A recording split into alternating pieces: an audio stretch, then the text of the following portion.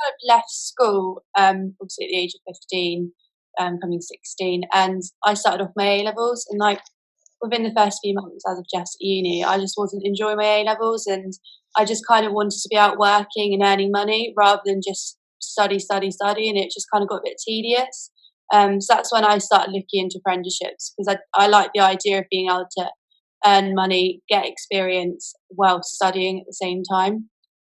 So yeah, that's why I'm still here as an apprentice now, and I've been fortunate enough to have the opportunity to go on to do my business management degree. So hopefully one day I can go up into operational management. No, it's great that you've got that chance to progress as well within the NHS. Fantastic for you. Very good at helping people progress up the ladders. So like you start at the bottom, you just work your way up, and they are very supportive over like the studying.